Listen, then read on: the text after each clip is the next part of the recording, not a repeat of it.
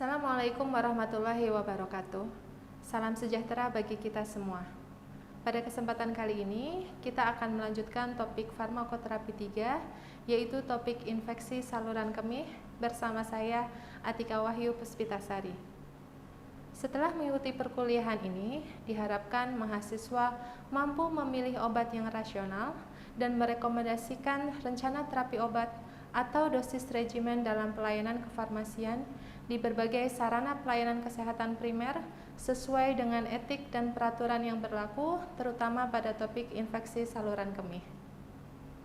Sebelum kita memulai diskusi topik infeksi saluran kemih, terlebih dahulu saya akan memaparkan sedikit tentang apa sih infeksi saluran kemih itu.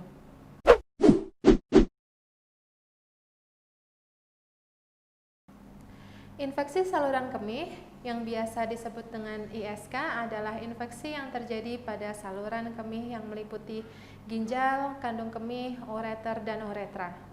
Normalnya, saluran kemih bebas dari pertumbuhan bakteri. Infeksi dapat terjadi apabila terdapat kontaminasi periuretra oleh uropatogen yang berada di dalam usus. Ketika virulensi meningkat atau pertahanan inang menurun, adanya inokulasi bakteri dan kolonisasi dapat menyebabkan infeksi pada saluran kemih. Patogen yang paling umum menyebabkan ISK tanpa komplikasi adalah Escherichia coli, yaitu sebesar 75% sampai 95%, diikuti oleh Streptococcus grup B dan Proteolus mirabilis, dan lain sebagainya. ISK sangat umum dan dapat terjadi pada orang dari segala usia. Beberapa faktor resiko yang menyebabkan infeksi saluran kemih yaitu yang pertama, jenis kelamin.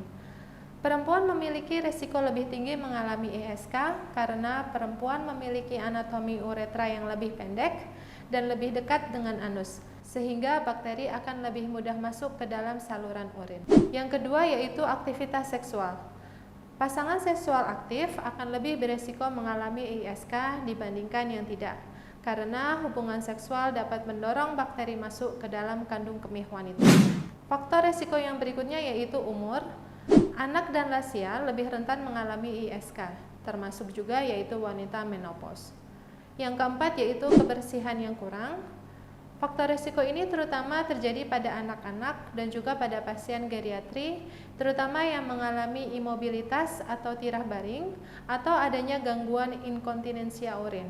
Faktor risiko berikutnya yaitu anatomi yang abnormal pada saluran kemih, seperti perbesaran prostat dan obstruksi ureteral. Sebagian besar pasien dengan kelainan struktural berkembang menjadi ISK karena adanya penyumbatan aliran urin. Status urin meningkatkan kerentanan terhadap infeksi di saluran kemih. Faktor risiko berikutnya yaitu kehamilan. Pada proses kehamilan, rahim yang semakin membesar akan memberikan tekanan pada kandung kemih. Hal ini dapat menyebabkan ibu hamil sulit mengeluarkan seluruh urinnya dan membuat sisa urin menjadi sumber infeksi. Selain itu, hormon kehamilan progesteron juga menyebabkan uretra kehilangan sebagian kekuatannya, sehingga membuat ibu hamil lebih sulit untuk mengosongkan kandung kemih. ISK dapat terjadi di beberapa bagian saluran kemih. Masing-masing jenisnya memiliki nama yang berbeda tergantung di mana infeksi tersebut terjadi dan memiliki gejala spesifik yang berbeda juga. Umumnya, infeksi saluran kemih dibagi menjadi dua, yaitu ISK bagian atas dan ISK bagian bawah. ISK bagian atas contohnya yaitu pyelonefritis, yaitu adanya infeksi di bagian atas saluran kemih, terutama bagian ginjal.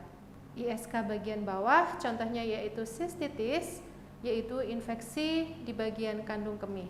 Contoh lain ISK bagian bawah yaitu uretritis, yaitu infeksi bagian saluran uretra. Peran kita sebagai tenaga farmasi dalam infeksi saluran kemih terutama berkaitan dengan pemberian terapi antibiotik. Penggunaan antibiotika yang rasional dalam pengobatan ISK sangat dibutuhkan untuk mengatasi masalah resistensi kuman. Selain itu, pengobatan yang tidak rasional juga dapat menyebabkan komplikasi yang serius pada pasien ISK, seperti komplikasi ke organ lain, yaitu ginjal ataupun kekambuhan ISK pada pasien. Oleh karena itu, pemilihan regimen yang tepat dan edukasi kepada pasien baik terkait gaya hidup maupun faktor resiko yang menyebabkan kekambuhan ISK sangat penting untuk disampaikan kepada pasien. Oleh karena itu, selanjutnya agar kita dapat lebih memahami farmakoterapi penyakit infeksi saluran kemih, mahasiswa dapat berdiskusi dalam kelompoknya dengan menggunakan pemicu studi kasus yang akan saya sampaikan berikut ini. Dalam studi kasus, informasi pasien yang berkaitan dengan identitas pasien, riwayat sosial, dan pengobatannya sudah disediakan, termasuk data pemeriksaan laboratorium, sehingga mahasiswa dapat mendiskusikan studi kasus tersebut, kemudian dituangkan dalam bentuk PowerPoint, dan membahas tentang yang pertama, tanda dan gejala khas dari infeksi saluran kemih, yang kedua yaitu metode diagnosis penyakit ISK, yang ketiga yaitu algoritma penata laksanaan ISK pada pasien dewasa dan pada pasien populasi khusus seperti pasien geriatri, pasien pediatri, dan wanita hamil. Berikutnya yaitu mahasiswa perlu menganalisis masalah terapi obat pada studi kasus termasuk parameter apa yang harus dimonitoring. Selanjutnya, mahasiswa juga harus mempersiapkan tentang aspek komunikasi, informasi, edukasi apa yang harus diberikan sesuai dengan studi kasus. Pada setiap slide-nya, mohon disertakan sumber referensinya.